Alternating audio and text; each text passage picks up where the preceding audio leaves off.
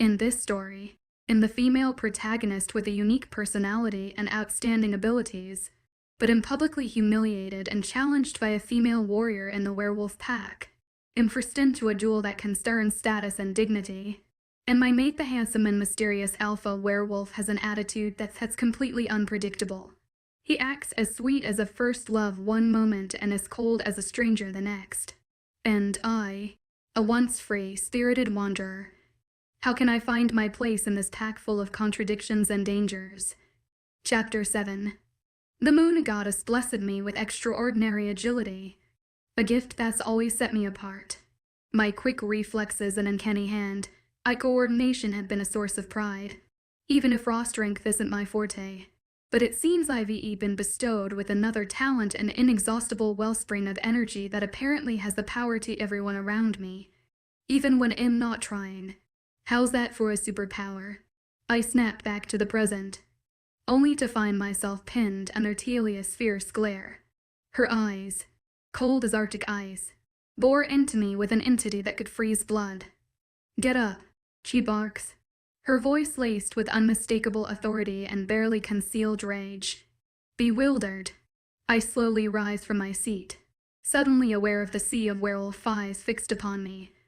The weight of their collective stare is almost palpable, a mix of curiosity and judgment. What grievous sin have I committed this time? Oh right, I dared to exist. Now come closer, Talia demands, her lips curling with disgust. Her treatment is as baffling as it is infuriating. Wits crawled under her fur and died. My gaze darts around the room, taking in the various reactions. Giovanni and Scarlet wear matching smug expressions, clearly relishing my discomfort. Emilio, true to form, sports his trademark idiotic grin, oblivious to the tension. Beta Felix maintains his stoic facade, while Theo, I try to avoid his penetrating stare, but it's like trying to ignore a spotlight in a dark room, drawing upon a well of defiance I didn't know I possessed. I meet Talia's gaze head on. "No," I reply, my voice steady and unyielding. Barely one day in this pack and I already had hundreds of wolves testing my temper. Talia growls, "You heard me. Now move your tiny little legs and kneel before me." I hear a mother that's sat next to me gasp and hug her child closer, giving Talia satisfaction. I scowl at the mother and the child without sympathy. They cower even further away from me, and it'd be lying if I said that didn't turn a smug look from me. The reason they had not recognized my title is because I had easily covered my scent. It was a task I did almost every single day. "Why is your boyfriend's dick so tiny to the point you have to call my poor legs out? Grow up," she sneers. I fake a yawn. "Is that what you told your lovers, D? I'm giving you half the right to remain silent. Use it before I lose my temper and tear you apart with my very own hands." I told myself to shut up, but I cowled and ignored the irritating expressions around me, increasing my vexation. "Oh, I'm sorry. I thought you already lost your temper a long time ago." A growl emitted from her chest. "I don't think anyone has told you this.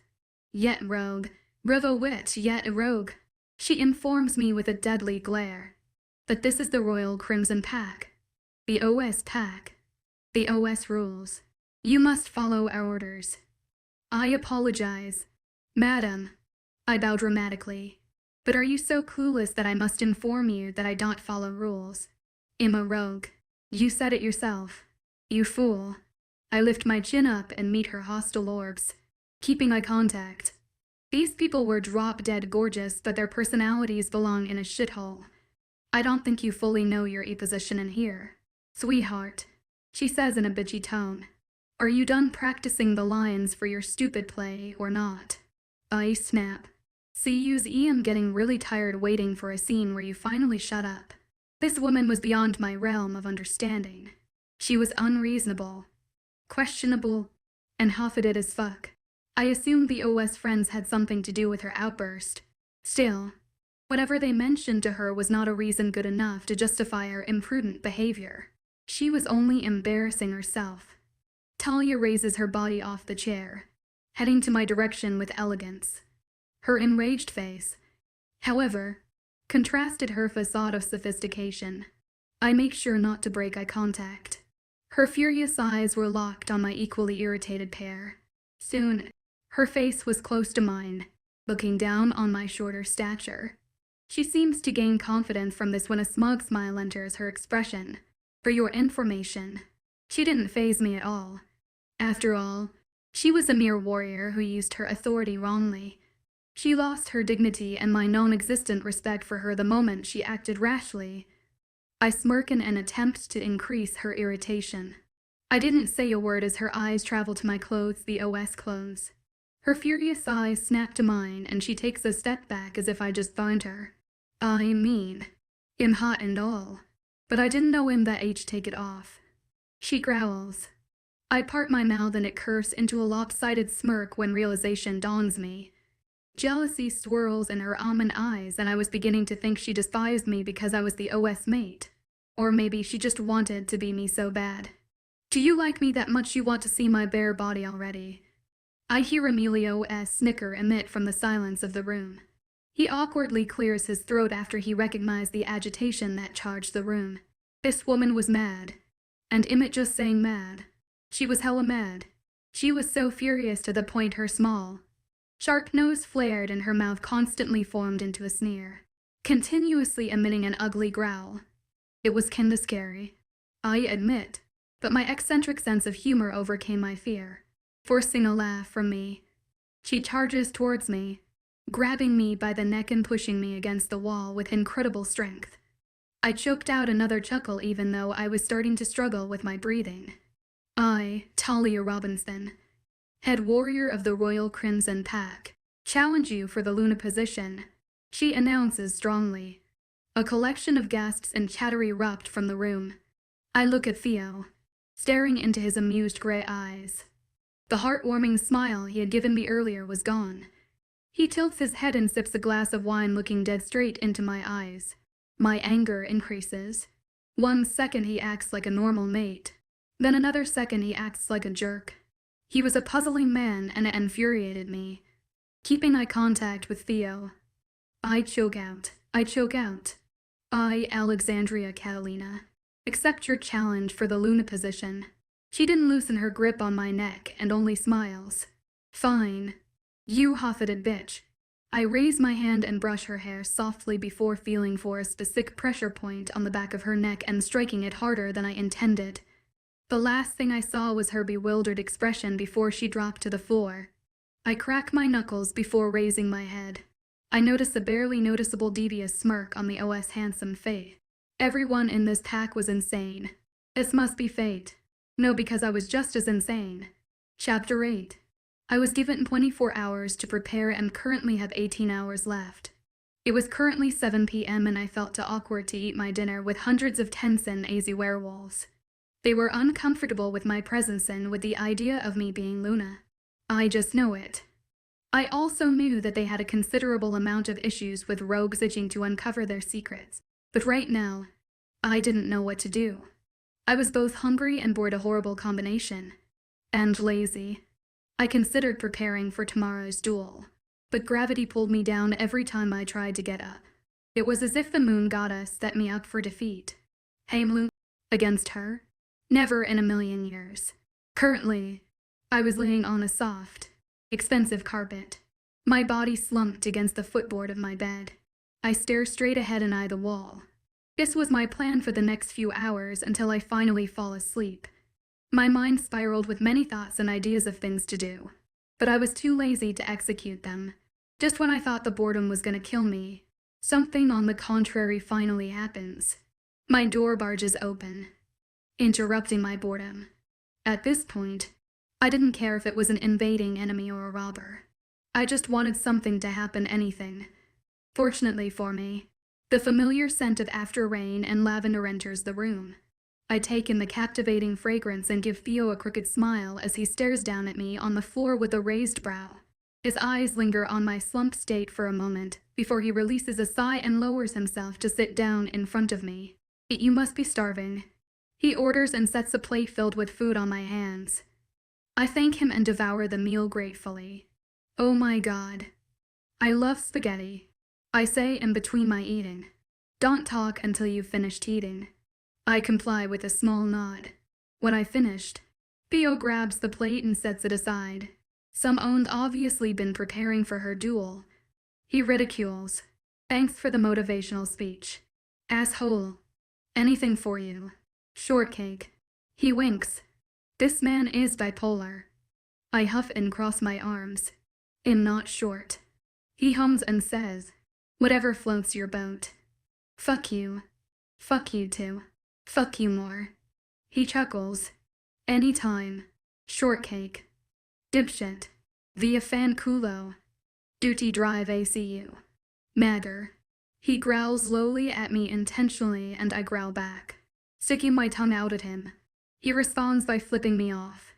I was about to throw a light punch, when suddenly, he pauses and his eyes turn brighter, signaling that a pack member was mind-linking him.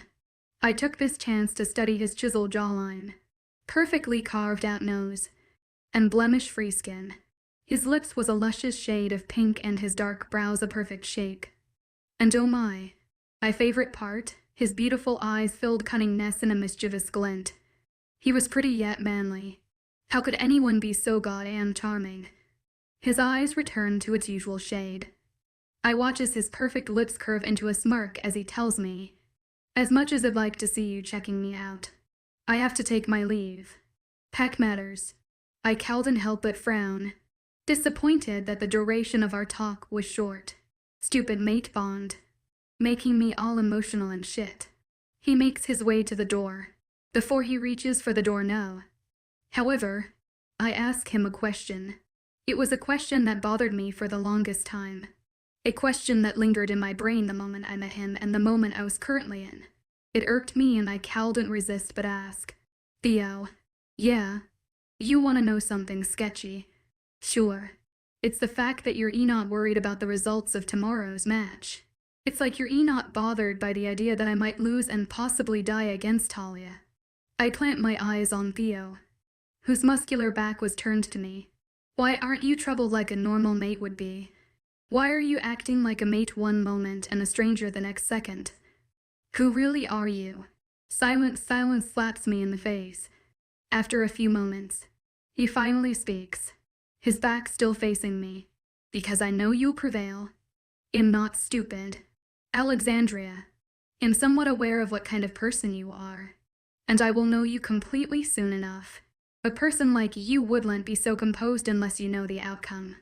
Clearly, you have a trick up your sleeve. I choose to not say anything. Not shocked at all that he unraveled a piece of me. He was a lichen, after all, and he lived up to my expectations. It only made things rather interesting. Theo twists the doorknob and pushes the door open. However, his feet remain planted on the floor inside my room. Finally, he turns his body so I could see his face filled with undeniable roguishness. It was an expression that was both daunting, yet bewitching. His lips curl into his signature devious smile. Both you and I know, he says, that we're playing a game of secrets. The only time we can be normal mates is if one of us drops the act and I will wait patiently for that day. But I assure you, my dear Alexandria, that I'll win this game. I didn't try to deny it to an extent. I was no liar. I was fully aware of his ability, and that was something anyone, even I, could not rival. With a poised look, Theo takes a step out of the room. Good night, my little mischief. He concludes. Good night, Theo. He finally takes his leave. Chapter 9. I had woken up about half an hour ago and I had come down to eat breakfast with the others.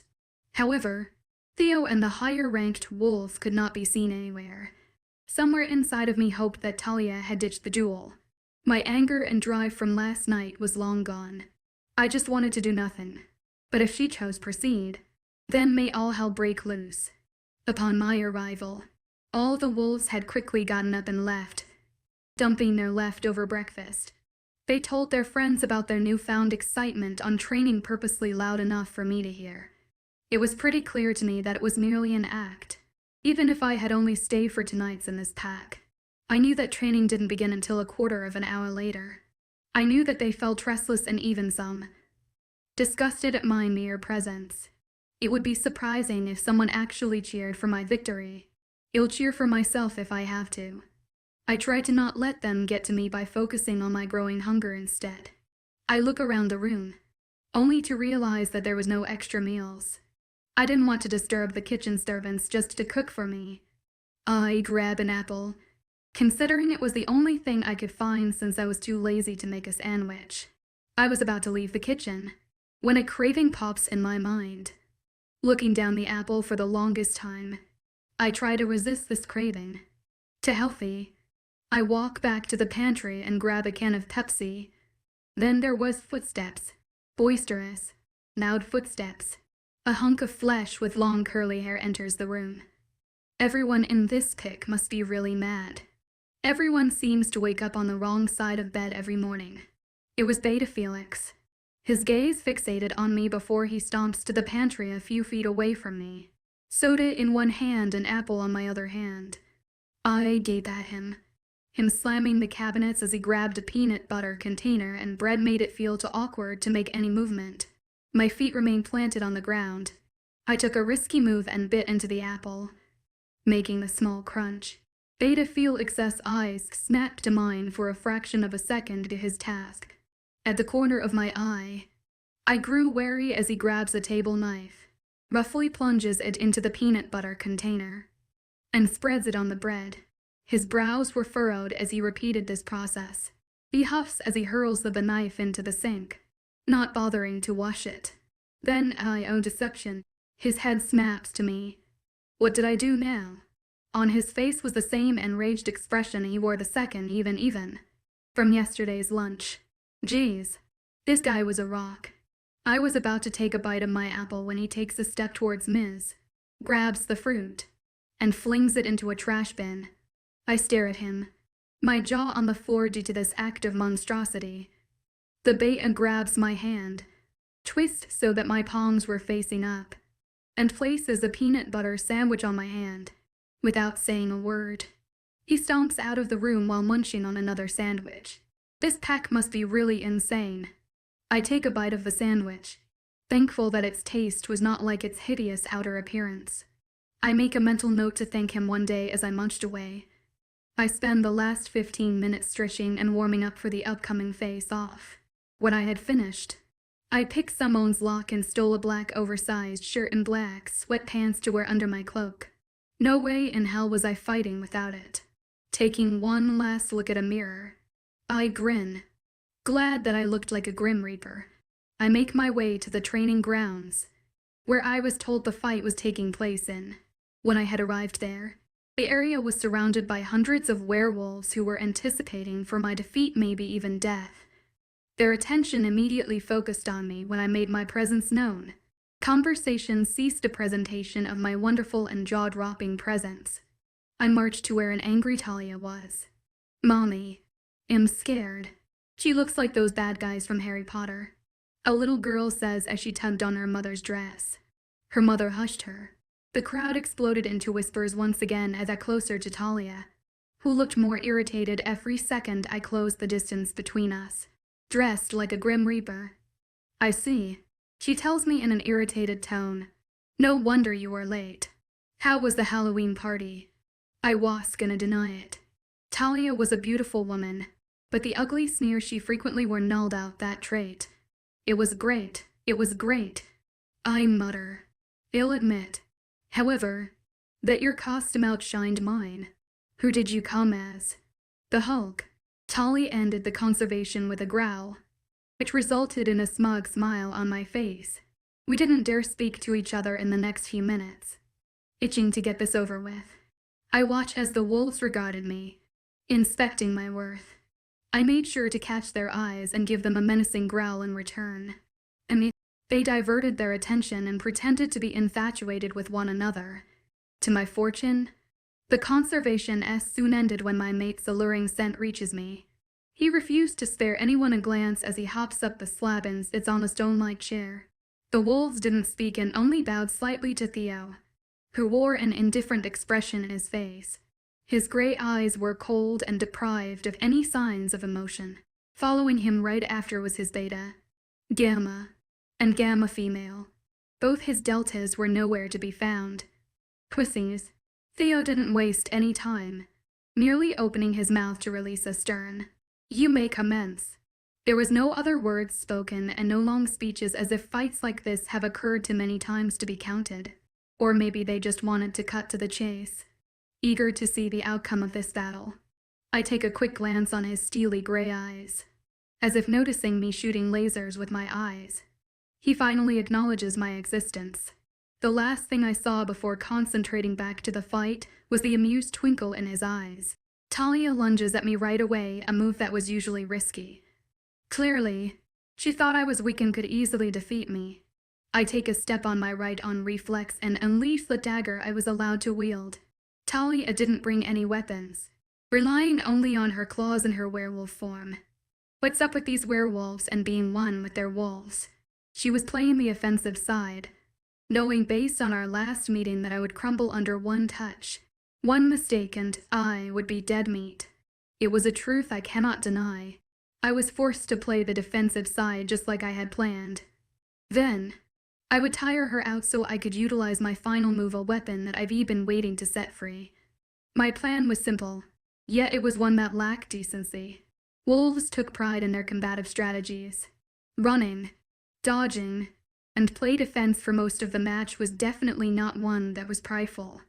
But when you want to win, you've got to do everything to win. I was one to throw my sword away so that my enemy and I could fight equally. It always confused me why movie characters make a whole ass speech before killing off someone. Talia charges towards me and swings her fist, targeting my nose and likely hoping that she would successfully hit me, which would cause temporary vision loss. To her dismay, I easily took a step back, her punch barely missing my nose by a few inches. We continued the same process, me dodging and her targeting my face, attempting to land a hit on my jaw and nose. I notice her quickly shifting her weight, striving to hit me with a roundhouse kick. I duck and swiftly dive, slashing her leg with my dagger. She growls in frustration. She recovers quicker than I imagined, and she succeeded in landing a hard punch to my shoulder. I wince slightly, the impact throwing me off by a little bit. I, too, recover quickly and avoided another punch coming my way. This time, Talia fakes a move, the side of her right fist yielding back and her left fist aiming for stomach with undeniably incredible speed was too easy for me to not miss. I yank her arm and propel away from her. I could see the aggravation on her face. Her last bits of patience were trickling away by the second. Her strikes became more predictable to predictable. What is this? A game of infected. A round of tag. I didn't dare waste my breath and only release a chuckle. Talia swings her arm to strike my kidneys, a move that was again too obvious. I swerve and evade it too easily. Her moves were becoming riskier and more obvious. She was set on ending the match as quickly as possible. I, however, had different plans. She charges towards me in order to close our distance, taking the close range as an advantage. She attempts to throw a left punch and an uppercut. Again, it was too predictable. I speedily lean away. For a long time, she continues to waste her energy by throwing useless punches and pointless kicks. I could tell that she was getting more and more agitated. However, this drill was soon discontinued when Talia leaps towards me and shifts mid-air, her wolf form too quick to avoid and human form and too heavy for my weak self to sustain. I noticed the air around me as it stilled. Spectators held their breaths and unintentionally and leaned forward, waiting for me to shift. They were anxious as they waited every passing second that I did not shift into wolf form. The thing is, I couldn't. Not on my own will. At least, Talia realizes this, and the bright yellow eyes of her gray, almost white wolf snap at me with a satisfied gleam. She caught at me and scratched me repeatedly with her claws. Welp, this was definitely gonna leave a mark. She managed to inflict damage on my jaw, causing blood to drip from my jaw to my neck. I groan. There was a harmonious intake of breath among the audience. With my last bits of strength, I grasped her paw, struggling to push her wolf away from me. I managed to keep her away from me, but only a moment now, and she would ultimately be released from my hold. Come on. Come on. Come on. Make me mad. You goddamn fool. Talia unbinds herself from my control and bites into my neck. I was able to make ends meet by ramming my knee on her wolf before she could fully injure me. I needed something to make me angry to the point my wolf would show itself. For a quick second, I glance at Giovanni, knowing that his smug expression would make me furious. And it did. A satisfied, ugly smirk on what could have been a handsome face made me enraged. He notices my stare and his smirk only widens. Even if he only knew that he had caused my victory. My heart thrums with vigor and my stomach churns with anticipation. I was blazing, my temper increasing uncontrollably. I was about to go pesh any second now. I felt the familiar feeling of my skin morphing and my bones cracking painlessly.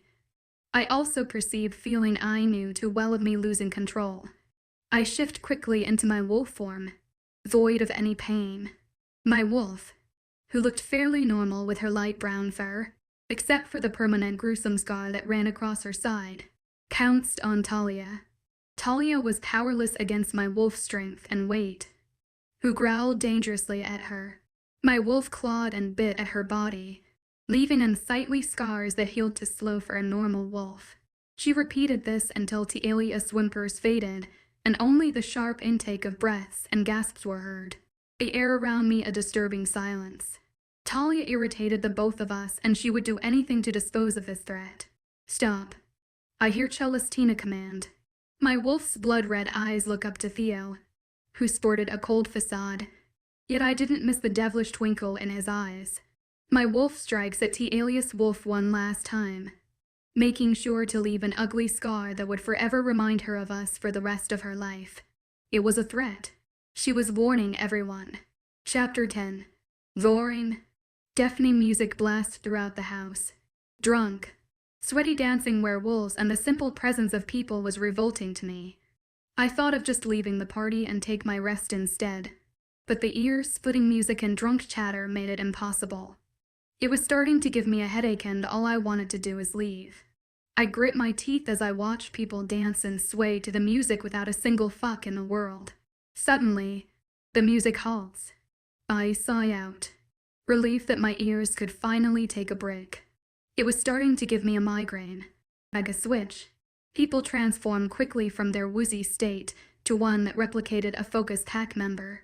They all look up at where Theo and the others stood, with his shoulders rolled back and his chest up. His eyes travel over the waves of people until they landed on me. Damn, his eyesight must be wonderful. He opens his mouth to speak. As all of you know, hours prior, my head warrior, Talia challenged Alexandria to a duel for the Luna position. The dispute ended in Alexandria's favor. Talia will, however, remain head warrior unless anyone objects. In addition, I formally announced Alexandria, pack member of the Royal Crimson Pack.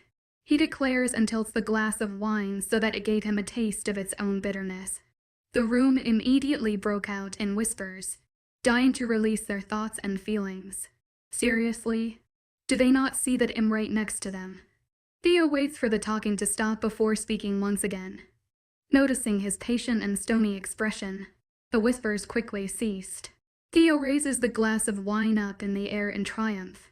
To my mate and future Luna. There was a series of whack-ass woos and applause as they accepted me, some approving and others disapproving their alpha's decision. A slow little witch. A smile tugs on the OS lip as he raised the glass to his lip once again and takes a sip, his eyes still trained on me. I scoff in disbelief. Sooner than later, Theo and the others leave the stage. Amelie OS releases a wild hurrah as he departs and enters the crowd like a drunkard. Without further ado, the music and the dancing begin. Clearly, this wasn't a celebration party for me. It was a party at a club for a bunch of wild as careless teenagers. I huffed and crossed my arms, glaring at wolves who weren't even looking at me, deciding that I should just leave. I make my way out of the room into the terrace I saw previously. Finally, I whisper, releasing a sigh. I sit on a chair and enjoy the calming air despite the blasting music in the background. As I take a deep breath in, I close my eyes and relax. Tranquility was a gift I wish I was given. The running and troublemaking made me appreciate the art of peace. People, no matter who, needs a break every once in a while. It allows us to think and reflect on ourselves.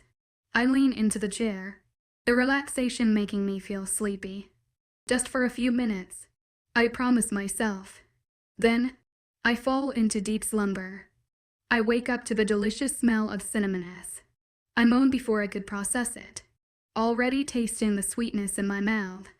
I sniff the air and also recognize the familiar scent of lavender, and after rain, I open my eyes unwillingly and look up to Theo popping in a chunk of cinnamon roll into his mouth. I want some too. Awake now? He asks in an amusing tone. Yes, I answer groggily and sit up, stretching my arms as well.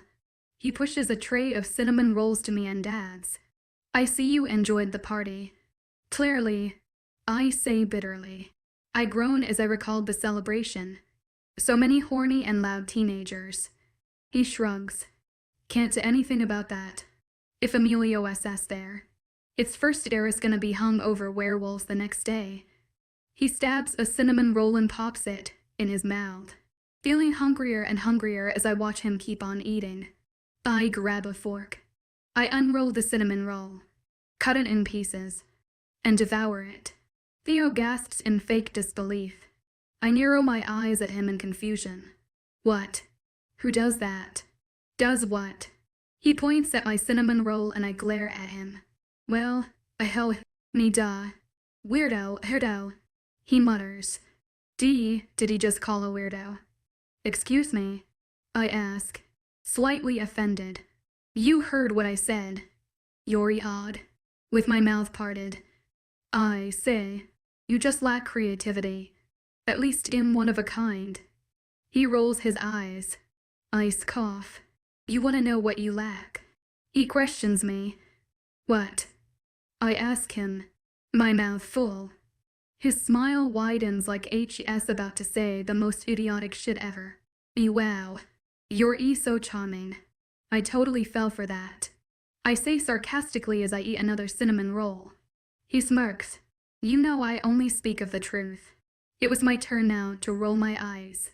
Get over yourself. Theo. I will if you tell me a secret. He compromises. Hell no. I look at him and smile. Never. Well, we'll be seeing about that soon. Now, won't we? He replies. Before I could say anything, he unexpectedly stands up and leans into me. My breathing hitches upon seeing his face so close to mine. I tried not to fall in love with his gray eyes, but I was pretty sure I already did. It looked so much more beautiful close. I wonder what he thought about my eyes. Muddy. I almost snorted. His brows furrow and his eyes narrow in concentration as he stares at my face without meeting my eyes. I keep looking at him, perplexed by his actions. Before I knew it, I feel his touch on my skin. I gasp ever so slightly as pleasurable sparks danced on my skin. I shiver in delight and release a breath I didn't know I had kept in. Theo, on the other hand, remains impassive. He frowns and tucks in a tendril of my hair that had loosened itself from my hair bun. Then, he moves away and sits back on his chair, a satisfied expression on his face. Your hair is annoying. Shave it off. He suggests like it's the easiest decision ever. I swear this guy somehow finds a way to offend me every single fucking time. Jeez. I'm really appreciating the compliments. You're welcome. Beautiful. He chirps. I almost let the Natraeum get to me, but decided to compose myself. But clearly my dumb ass couldn't control herself long enough. I blame it on the lack of sleep. It's cold. I try and frown at the same time, wanting the feeling of his touch and the warmth it gave. The nerdy part of me, however, was curious about the sparks. It was magic. Then we're something warmer. He says bluntly, well thanks, Captain Obvious. I slide my hands together repeatedly in an attempt to warm them up. Look, Theo, feel my hands. They're so cold. No, they weren't. Theo raises a brow and a lopsided smile appears on his face. You really think I'm gonna fall for that? I retract my hand and sulk yes. Shortcake. The only thing I'd fall for is you. He tells me with a wink. And the only thing I'd fall for is money. I add. You should have stopped jinxing yourself. He says, because the future is on my side. Yea or I stop when a woman's voice disrupts me. I would have gotten pissed off, but the voice was soft and delicate like an angel. It left me in awe. Hello, Theo. Theo and I immediately look at the speaker. The raven-haired woman's skin looked beautiful as the moonlight shone on her. Almond eyes and dark. Long lashes framed her gorgeous light green eyes. She looked so innocent and so fragile even I fell for her for half a second. The OS eyes soften and turn more affectionate upon seeing her. I couldn't help but feel puzzled and hurt. I hold back the bite that rose in the very back of my throat. Who is she? The mate bond sent a small pang to my heart as my brain went haywire. I do what I do best and ignore it. If I only knew what destruction the future had set up for me. Chapter 11. I was confused. The mate bond was demanding that I find out this girl Theo turned soft for his identity right away. The crazy wolf in me was getting on edge. I wanted to ask so badly, but I refused to look like some jealous idiot. Maybe I am that jealous idiot. I clench and unclench my fists. I was definitely not liking having my feelings be in such a state of disorder. He approaches her, a delicate expression on his face, and places a soft kiss on the top of her head. Is this what you call third wheeling? I grit my teeth, losing patience and angered at the fact Theo was acting so lovingly to a girl that was me. Calm down, you idiot. It could be a sister or a close friend or a cousin. Jealousy doesn't look good on you. I inhale and release a shaky breath, as if on cue. Theo and the stranger finally notices me. Took you long enough. I bemat them with my signature fake smile. None of them smiles back and Theo raises a brow. Skeptical. The woman, who I admit is indeed attractive, opens her mouth to ask, who is she? I grin, finding her voice cute even though she was probably the same age as me. Theo sends her a heartwarming smile and proudly states, my mate. His smile seemed so genuine, so valuable, and so delicate. I haven't seen that smile yet, and now that I've seen it, I wished I could take a picture and never forget that smile. I snap out of my trance, only to be met by the unfamiliar woman's hands reaching for the OS hand. Even though she hasn't done anything to me, I withstand the urge to smack her hands off of him.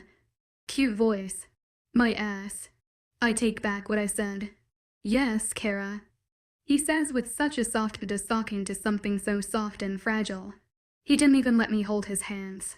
This perspective of him was unrecognizable and so unlike his mischievous personality. It was like watching a dispassionate father falling in love with a puppy. Only this time, it was Theo turning into some affectionate man at the sight of this woman named Kara. I keep my mouth shut to hold myself back from saying something stupid. I'm tired. Let's go, she says abruptly and pulls him away. Theo doesn't even spare any energy to resist and only gives me one last look before leaving with her. I stiffen, a feeling of betrayal in the very depths of my heart. I asked for trouble and now I was getting it. The reckless side of me was overlooking the danger I put myself into. But the one thing I didn't dare miss and will never forget is the vile sneer Kara sent my way as she looked back at me. I tilt my head side to side, my thoughts suddenly thrown in a pile of mess. I might be putting myself in a hazardous situation, but what they didn't know was that I was the real danger. Oh boy, this pack was definitely anything but peaceful. After I had went back to my room and slept the extra hours before breakfast, I wake up the same morning to the comfort of my bed. The bed was something I really appreciated the day I came to this pack. It made me wonder how I ever had the audacity to sleep on dirt and rocks. Every time I had waken up in the morning, my back felt impaired. Hopping off the bed, I dressed into new clothes that I stole again and wore my little cloak over it like usual. Today, I gained the courage to eat with my now pack members. Maybe this time, They do look at me at a new light and not stray away from me. If not, then they're the ones missing. Who would want this out of this world beauty? I roam the huge mansion and finally find my way to the dining hall. And from the looks of it, my entrance was long overdue. I mean, what's different? Hundreds of heads snapped to me as if I had disturbed their peaceful meals. Damn, what happened to a new light? I clear my throat meeting anyone's eyes as I walk to an empty seat.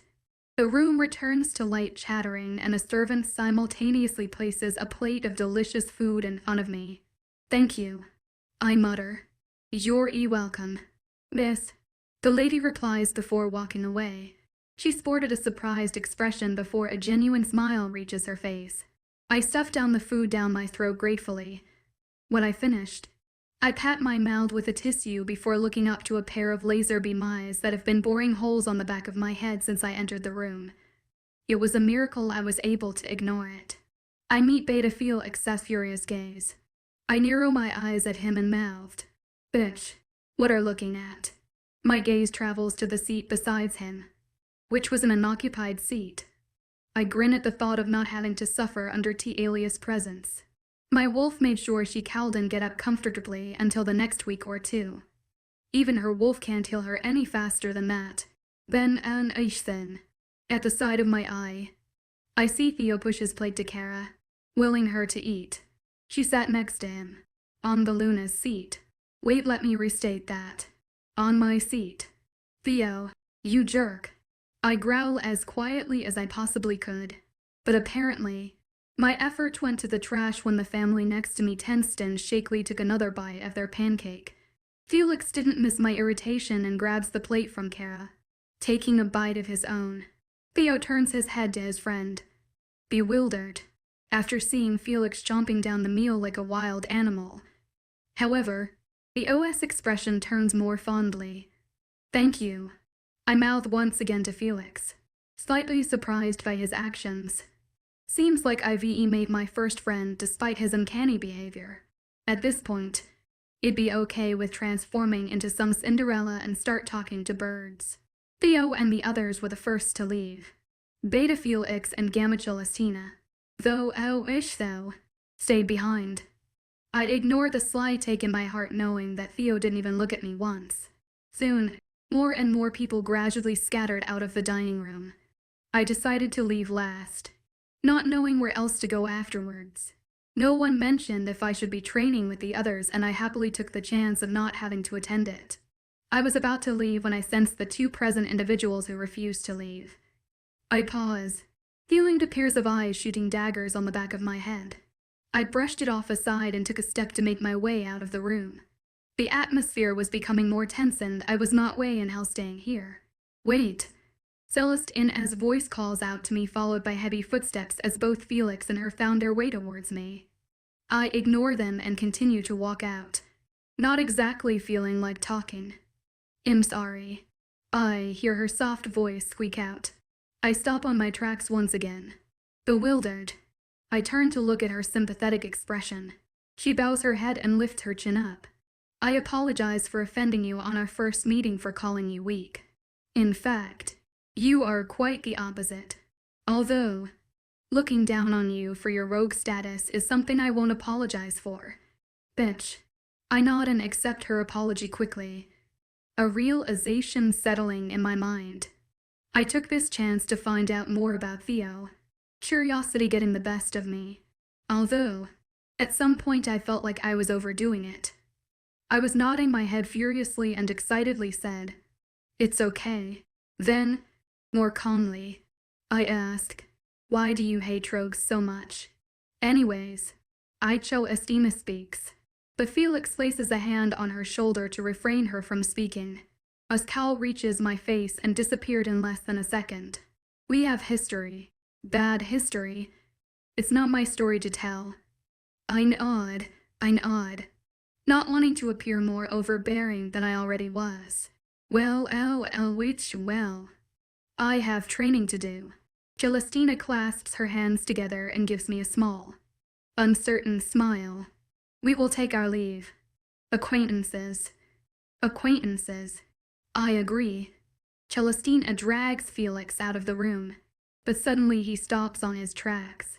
He reluctantly turns to me. His eyes soften, as if a heartwarming memory entered his mind. Then, he hesitantly tells me, "Mates are valuable. Please don't break each other's hearts." Assumptions barge into my brain when I hear the crack of his voice and the sincerity in his tone. My smile brightens, feeling reassured that such an unemotional man have told me such a passionate advice. Words coming out of his mouth somehow felt more meaningful. Felix stares at Celestina's remorseful eyes, willing her to say something, when she remains still. He flicked her forehead. His visage returns to a stony expression. I almost let out a giggle. Oh, she says, snapping out of her trance. She then walks towards me with a smile and whispers into my ear. I shiver as she tucked in a stray hair behind my ear. "I think you do want to know this." "What?" "Carmilla, or Kara, is the OS sister." Was I too obvious? Flustered, I look down and mutter a small, "Thanks."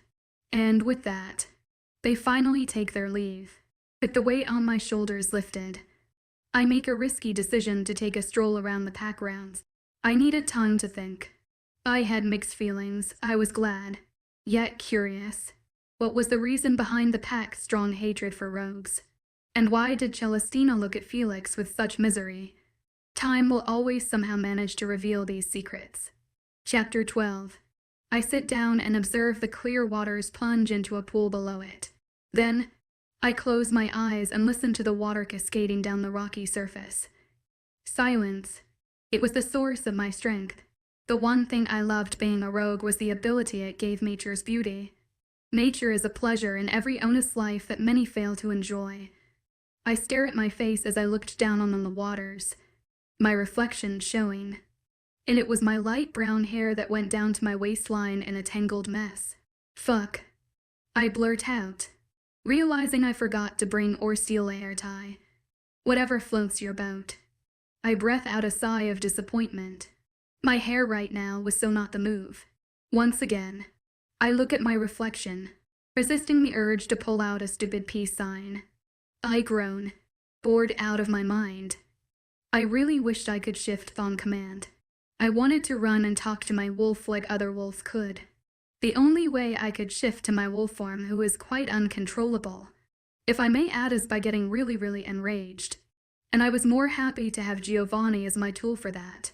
Without warning, someone tugged on my mind, requesting permission to mind link. Since I was a pack member, Theo and the others could easily mind link me. However, only they could request and start to mind link. I let the unidentified person break into my mind. Emergency pack meeting. "Money lover," I hear Emilio's voice call out. I cut off the mind link and run back to the pack house. I barged the doors open and instantaneously, heads turned to me. I had gotten lost, not knowing where the meeting was held, and I was too prideful to ask help from anyone. On instinct, I pull on my hood and led myself to an empty seat. "Late again, Catalina." Starlet's voice booms across the room. I grin. It's the only thing I'm good at it. She rolls her eyes and transfers her gaze to Theo, who sported the most devilish lopsided smile on his face. Oh my, what a handsome devil he truly is. His head snaps to me. He tilts his head and stares at me with eyes filled with so much anticipation. It was as if it was directed to me. It almost felt like he was about to pull a prank that I didn't know about. I gulped visibly, a little frightened.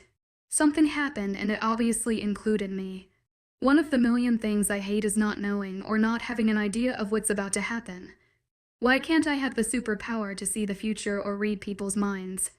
I break eye contact with Theo and look down, fidgeting on the hem of my cloak. My heart hammered in my chest, and I release a deep breath out in an attempt to calm down the beating.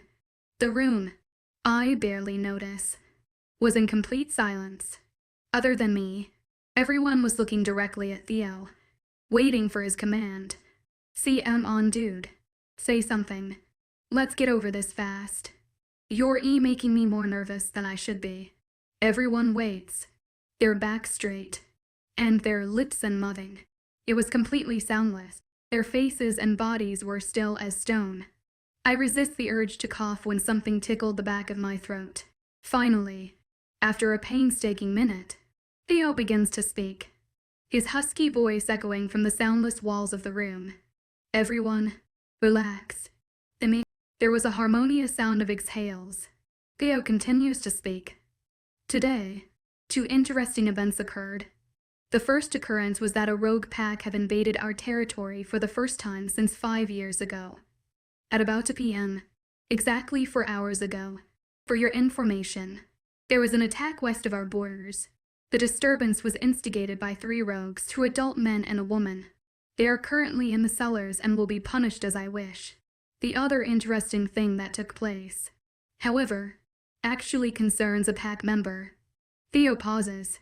Footsteps reach my ears from across the room, implying that Theo has left his place and have begun walking around the vast room. I remain looking down, braiding and unbraiding the ends of my hair. I hated pack meetings. I hated them back when I had a pack. I hated them when anyone talked about them. And I hate them now that I got into a new pack. They were usually boring and tedious. And for the first time, I was wishing that it was not nerve-wracking. I had a gut feeling that what he was about to say and it was good. As most of you know, if not all, my father as a youngling established a law prohibiting harmful research on wolves. These were experiments that were performed for a reason we don't know yet. No pack or rogue dared to rebel, and so they abided by his rules. Although, 6 years ago, we had come across that a rogue pack had broken this rule. These very same rogues, Theo continues, his footsteps were slow and steady, left me a very, very special message today. I clear my throat awkwardly. The atmosphere was now comfortable. "Please don't let it be about me. Please don't let it be about me." I proceed with listening to his footsteps when suddenly, the sound faltered. I whip my head around to search for him. When I looked up, I see the mischievous grey herbs looking into mine. Shit. I whip my head back around and start fidgeting on the hem of my cloak once again, waiting for Theo to move to another person. He never did. His voice was louder now that he was right behind me, still as a stone. The message was clear and to the point, bring our test subject. He says, using his fingers to represent quotation marks. "And no harm will be done." Chatter erupted throughout the vast space. Now, fighting this rogue group will not be a big deal. Rest assured, we've had even worse fights. He places a hand on my shoulder. I nod my head along with the others, feeling fiddly. Theo leans down to meet my stature. I shiver as I felt his warm breath on my neck. His lips move just by my ear, making a shiver travel down my spine once again. The question is, he questions with his deep, smooth voice, why do they want this person so bad they dare set their own paws on my territory?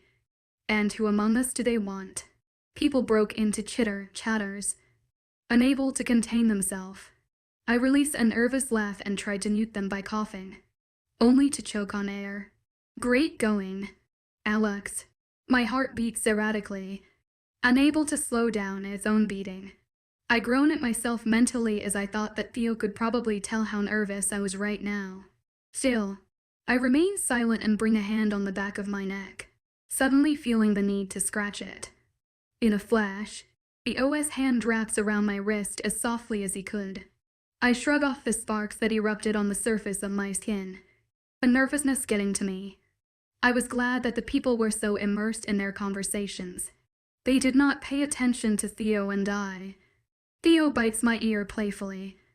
I release a breath I didn't know I've been holding in this whole time.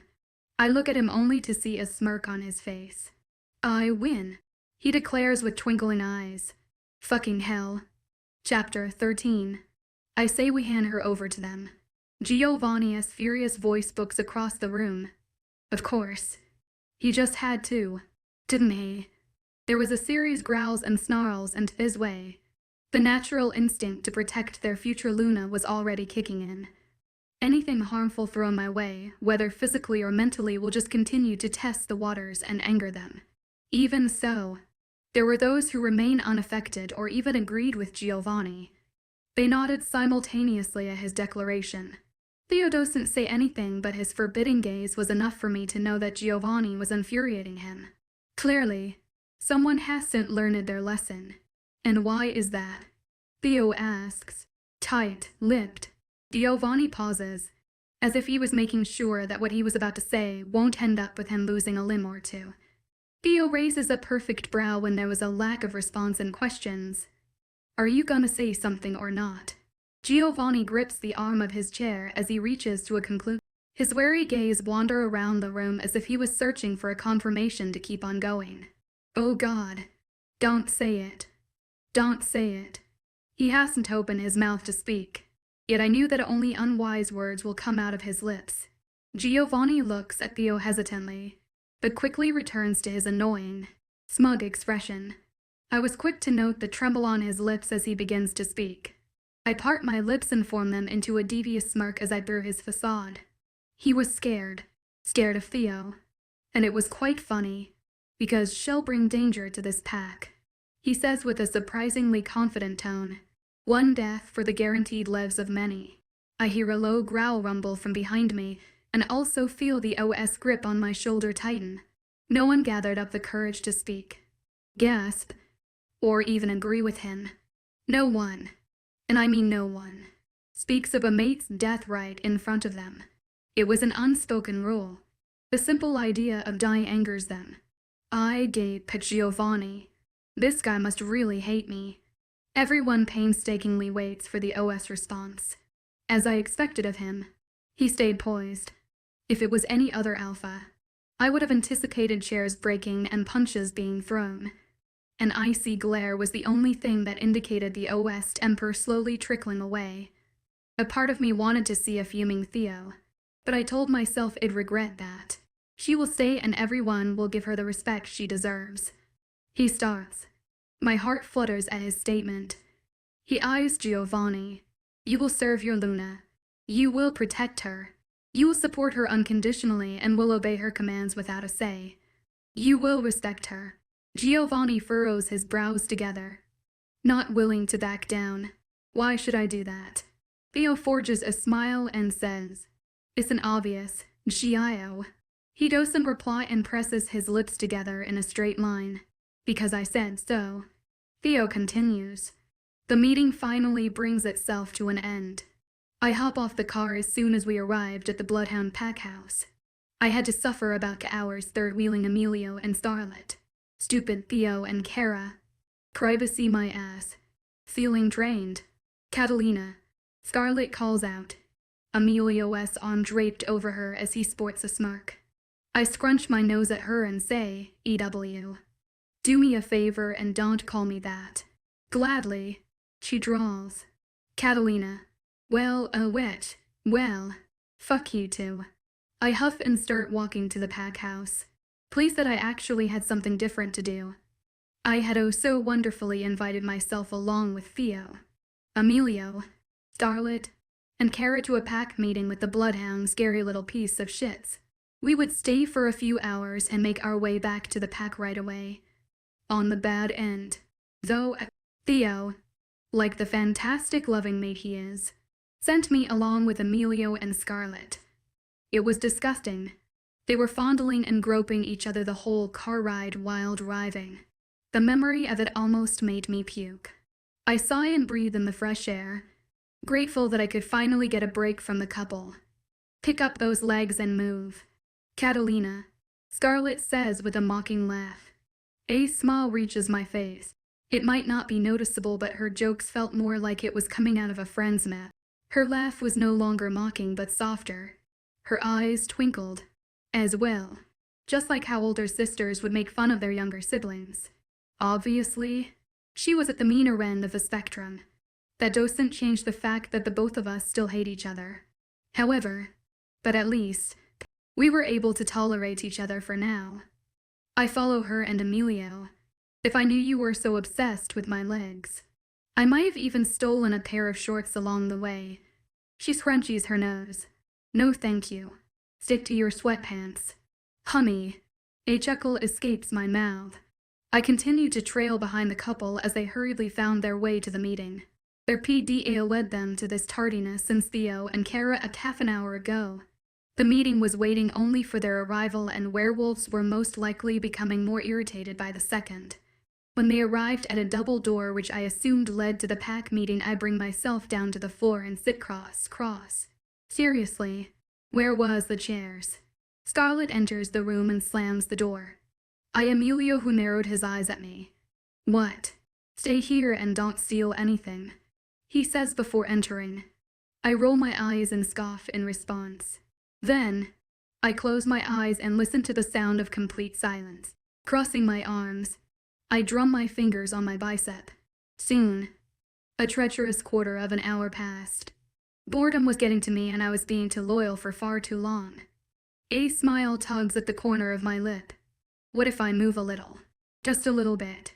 Fuck it, I mutter as I lift myself up. I was about to enter this damned place when a moving stone crashes into me. What the fuck? I curse out, feeling myself drop to the floor. What a beautiful wide set of vocabulary I have. Sorry, a man's deep and strong voice says.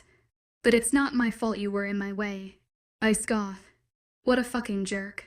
Get your eyes fixed. I hear a chuckle. Feisty. I like it. I scoff once again. Disbelieving. Stole a line from Wattpad. At least it works, he says. I raise my hand, and when he didn't get the message, I voice out. Bring me up. You idiot. I knew that. He mumbles and brings me up. Blue eyes meet mine, which widens upon seeing me. The young man cocks an eyebrow as he takes in my appearance. I've never seen a redhead before. I mutter under my breath. It's a pleasure, I'm your first. Then, he tells me and winks. Quite unlucky, you'd say. I mumble. He only runs a hand through his fluffy hair and stares at me. Would you like a date? He asks as he pops one in his mouth. I prefer raisins. Just kidding. They're both disgusting. I'll add an incentive then. He leans into me so he was closer. I take a step back almost instinctively. Would you like a date? With me? I barf, earning a laugh from him. Yeah. No way, I say shortly. You're technically a child. I'm 20. He exasperates. I scrunch my nose, pretending to look disgusted. No thank you, I tell him as I hold my palms before him. See, I'm on. He pleads. You're a loner. I missed a meeting. We both don't have anything to do. Did I ask? He narrows his eyes at me and huff. No, then fuck off. Rude. I huff. Babe, this is what I call straightforward and direct. Now shoo. He crosses his arms and leans on the wall, a failed attempt to look like some cool bad boy. I don't think so. He taunts. Then don't. I sneer. Because I am. Say, I'll ask someone to answer for you. One stands for yes. You're going with me. Two stands for no. You stick to your little corner and die by yourself like a loner. Fine. I grumble. I'll be leaving either way. As if on cue, the double doors burst open and waves of people exit. They give me weird looks as they pass by me like I was an alien. Of course, we all know my presence is just too alluring and my beauty is far too great for the human eye. I clasp my hands together as my eyes meet my handsome Theo, who was discussing with another alpha. Next to him was Kara, Scarlet, and Emilio. However, my smile drops as soon as I spot a redhead coming their way. Aw shit, I blurt out. The other alpha notices his arrival and sends him a glare. The redhead sends him a wide smile in return despite the alpha's obvious disappointment. Mason, his alpha, acknowledges him as he eyes him. Good afternoon, alpha, he says, a smile still on his face. Where were you? Skipping your responsibilities as future beta. I see. Actually, I met this girl. He blurts out as casually as someone ever could. My eyes widen and I cough out, choking on air. We barely even met. For God's sake, Suddenly, he turns to Theo curiously and asks, "Alpha?" with a welcoming smile on his face. Theo replies, "Yes, may I ask you a question?" Theo nods while the other Alpha closes his eyes as if he was about to blow up any second. "1 or 2. Please answer." "My future depends on your answer," he tells him and sends a wink my way. "Oh no no no." I groan and resist the urge to slam my head on the wall. Theo thinks while he looks at the guy named Mason. "I'm about to be fucked up." I pick 1. "It's a pleasure to hear from you, Alpha," he says, beaming at Theo, who just gives him an innocent, light-hearted smile. "Thanks to you. You'll be having a date tonight." "And who might this lucky lady be?" "Lucky? My ass." My heart thumps as I see Mason's head twist to my direction and his fingers point to me. Everyone listening to their conversation turn their heads to look at me. I hear a snort come out of Emilio and I smile awkwardly. I lift my eyes so it meets the OS in different expression. I wave my fingers at him and he narrows his pretty gray orbs at me. He raises a skeptical brow and crosses his arms. He forges an evil smile and looks at Mason. "What if she has a mate?" Mason shakes his head so confidently, I almost let out a laugh. "No sir. Shessen marked." Theo nods his head calmly. "Not all mates are marked." "What if she does?" His twinkling eyes snap to me before traveling back to Mason. "You do know it's legal for a mate to fight for their soulmates. Am I right?" Mason pauses before nodding. "Yes sir." Theo smiles at him deviously and cracks his knuckles. "Then I, Theo DeLuca, Alpha of the Royal Crimson Pack, challenge you." Mason's bright blue orbs widen. His head travels back and forth between Theo and I, surprised at the situation. "You guys are mates," he spits out. Theo nods his head and his smile widens. "Oh shit. I'm out. Goodbye." He scrambles out and sends me a little wave when he meets me. I gulp when I feel 5 pairs of eyes drilling a hole into my back. "We must take our leave. Alpha Blackwood," Theo says to the Alpha, who nods his head. His befuddled gaze wandered to me. Theo walks towards me with a fake smile on his lips. "Oh shit. Now you, Alexandria, my beloved." He grabs my hand and leads me out of the hallway. Sparks run throughout my body. "Are taking the car ride back with me." "Alone," I squeaked. The wolf half inside of me was enlightened at the idea. As a response, I see a genuine smile from on his face. "Yes, Alex." Theo drones. This time, a genuine smile reaches his lips. "Just me and you."